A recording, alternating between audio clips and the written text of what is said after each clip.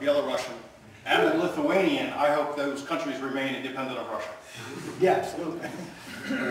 Jestem w niedoczasie, ale myślę tak, muszę być niestety restrykcyjny. 5 pytań do uczestników panelu. Jedno, drugie, bardzo proszę.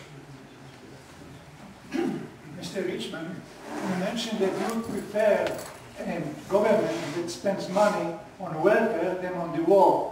This is something that I don't understand, because you are a libertarian. Libertarians say that one of the main functions, the basic function, the obligation and duty of a government is to protect the citizens. So if there is a war against the country, the government of the country is supposed to take care of the defense.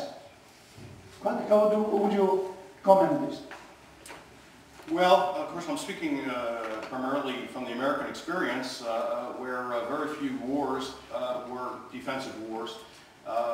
Cobden, or I think it's John Bright, who was a colleague of Bastiat, pointed out that the country cannot remain free when it is constantly at war or constantly warning of enemies at the gate. In other words, war is a convenient way for politicians to build up the power of the state.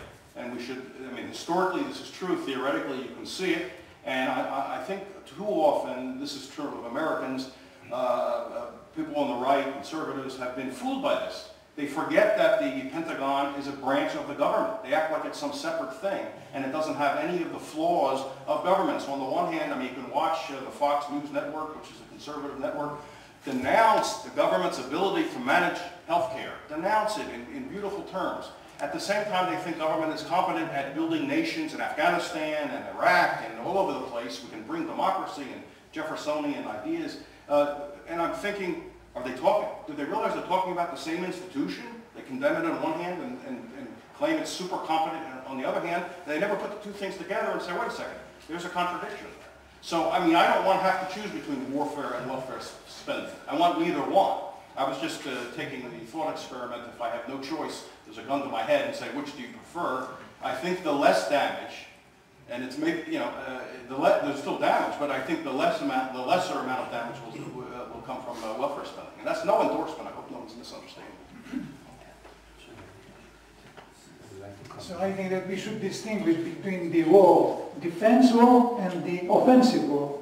So if there is a defense war, we have to defend our country, right? I'm not a pacifist. I believe that individuals, like Bastiat says in the law, individuals have a right to use force in self-defense of life, liberty, and property, and they have a right to get together and use force in defense of life, liberty, and property. What I'm saying is, war is and fear is a very convenient thing for politicians to use to drum up support for growth of government. Robert Higgs, wonderful scholar Robert Higgs, has written a great deal about how states use fear. Fear is like the essential element to build up the muscles of the state. And what better way than to keep saying, over there is an enemy, over there is an enemy. And I think the conservatives in the U.S. missed this point. The conservatives are probably worried about Obama's ideas on medical care, government taking over health care. They should be. But it seems to me the thing that bothers them the most, and I don't understand this, is, my gosh, illegal aliens may get a subsidy for medical care. I don't care about that. What's an illegal alien? An illegal alien is someone who came to the country without the permission of the bureaucrats. I'm going to be upset by that as a libertarian? Why should we need permission from bureaucrats to do anything? So I am less upset about welfare spending than the things that the conservatives enthusiastically support in the U.S., which builds up the state, and yet they don't want to recognize that. Ale pytanie dotyczy czego innego, bo pan mówi słusznie, że w dzisiejszym świecie, w dzisiejszym państwie demokratycznym wojna służy do rozbudowy państwa. Oczywiście pan ma rację. Wszelako nie wszystkie państwa są demokratyczne. Żeby być ścisłym, 99% państw w historii to nie były demokracje, tylko normalne państwa. I w normalnym państwie niekoniecznie wojna służy do rozbudowy aparatu. Prawda? Król może z tego nie życzyć na przykład. Także tutaj prowadzić wojnę powiedzmy zaciężnymi, bez mobilizacji ludzi, prawda, budowy czegoś tak dalej. Mówię o normalnych państwach, nie mówię o demokracjach. Demokracje już niedługo miną, to są ostatnie lata demokracji, także nie warto o tym mówić. Mówmy o przyszłości. O tym, jakie państwa będą w przyszłości, normalne państwa. Dziękuję bardzo, proszę Pana. Właśnie chciałbym do tego nawiązać, żebyśmy mówili o tym, o państwach takim, jakie są. Co to jest państwo? Wypadałoby zdefiniować państwo, skoro już mówimy, a nawet przewidujemy, jakie będą.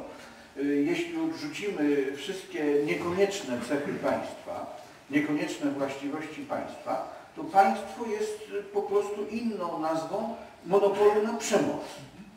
Państwo jest inną nazwą monopolu na przemoc i w takim razie z tego wynikają pewne konsekwencje, dlatego że państwo to tak naprawdę, państwem naprawdę jest organizacja, która tą przemocą zawiaduje. A kto przemocą zawiaduje? Zwłaszcza już na początku XXI wieku możemy, wydaje mi się, udzielić na to pytanie odpowiedzi. Ci ludzie, czy te organizacje, które dysponują siłą i wiedzą, czyli koniecznymi właściwościami, koniecznymi elementami do rządzenia innymi ludźmi, do narzucenia innym ludziom własnej woli. To są tajne służby.